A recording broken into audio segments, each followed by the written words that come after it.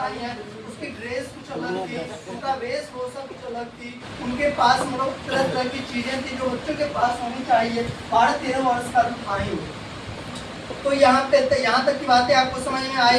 Yes वो sir. Bus stand पहुंचा, मार खा करके पहुंचा, क्या कैसे हुआ यहाँ तक वो पहुंच गया। अब देखिए, अब हम लोग इस पेज में आते हैं, इसके परिवार से रिलेटेड बातें आपको बताते हैं। तो अब देखिए, ये हमारी माता निर्मला है, ठीक है, और ये हमारे भाई किशोर है, बड़ी खच्चर वाला, और ये हमारा लेखक जी है अमरकांत।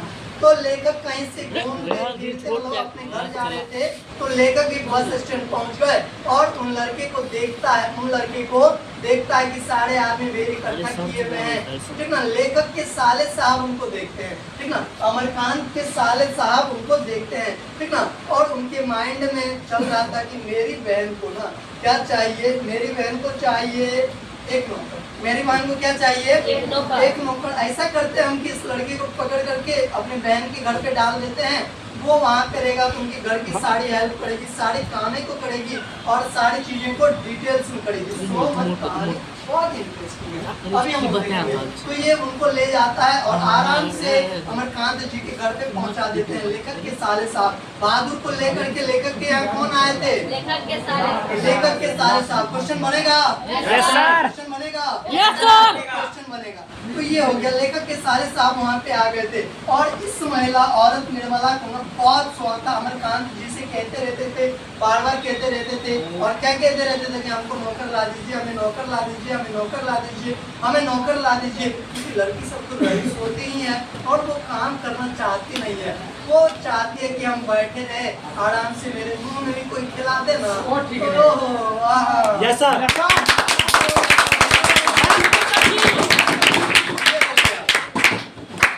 तो निर्मला देवी तो ये चाहती थी कि हमको भी नौकर चाहिए, क्योंकि निर्मला तरह तरह जगह पे रिसेप्शन में, शादी पार्टी में, बर्थडे पार्टी में, अपने रिश्तेदारों के यहाँ जब कभी भी जाती थी तो उनके यहाँ नौकर का सुख देख करके आती थी कि नौकर कैसे ऑर्डर दिया जाता था, उधर से पानी लाओ, चाय लाओ, खाना बनाओ, कपड़े धो दो, नाश्ते करो, ये सब चीजों को उन्होंने देखा हुआ था।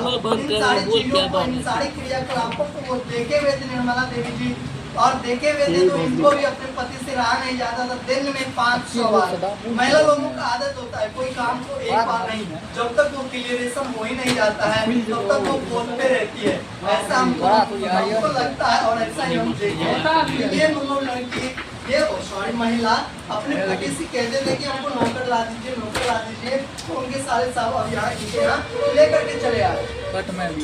जब बहादुर इनके यहाँ आया तो ये निर्मला देवी, ये देवी उनको अपने बेटे के समान रखने लगा। और महिला लोगों का आदत होता है कि जब उनके यहाँ नौकर आ जाता है, अड़ोसन को, पड़ोसन को, मखनी पुआ को, चिमनी पुआ को, ये रिश्तेदार को, वो रिश्तेदार को, मतलब कि फोन पे मतलब पूरे बताने लग जाती है कि मेरे यहाँ नौकर आया है, हम भी अब नौकर रखने लगे हैं, मेरा सब काम नौकर करेगा, ठीक है। और बहादुर जब इनके यहाँ आया, इनके घर पे रहने लगा तो उनको एकदम बेटा के जैसे रखने लगा। उनको दिन में 3 बार नहलाता था। शुरुआत पीरियड में हम लोग भी जब कहीं भी मेहमानी जाते हैं तो चाय पे चाय नहीं होती, चाय बना दिए, बना दे तो चाय बनवा दे। लेकिन जब धीरे धीरे आदमी पुराने होते चलते हैं, उनका वेटेज क्या होते जाता है, घटते जाता है। तो ये होते जा रहा था। तो जहाँ तक आपको स्टोरी समझ में आई, यहाँ तक समझ में आई। दिन बीतते गया, समय बीतते गया, बहुत देर बीत चुका था। बहादुर का मान सम्मान धीरे धीरे क्या होते गया था, घटते जा रहा था। ये मतलब यानी कि ऊपर से नीचे जा रहा था, जैसे चढ़ने में थोड़ा डिफिकल्ट होता है, लेकिन अब बहादुर का नीचे आने वाला रास्ता, अब तक तो ऐसा मौज में बहादुर था, लेकिन अब देखो इनकी जिंदगी में 4 बजने वाला भी है। इनको भी हम लोग थोड़ा देख लेते हैं 4 कैसे बजता है। एक दिन की बात है, ये भाई किशोर जो है अपने, किशोर बोला कि रे बहादुर सुनो यार, मेरा साइकिल को साफ कर दो। तो ये मतलब साइकिल साफ किया होगा बेचारा, मतलब साइकिल साफ किया होगा या मतलब नहीं किया होगा, तो मतलब बातों पे क्या हो गई थी, बहादुर को वो किशोर ने बहुत मार मारा था, बहुत पीटा कि वो साइकिल को नौकर हो, हमारे यहाँ का मेरा काम क्यों नहीं करोगे, तो मालिक का बेटा जानते हो कुछ इस टाइप का रहता है। तो वो बहादुर के साथ बदतमीजी से पेश आया और बहादुर आराम से मतलब उसको सह लिया, मतलब उसको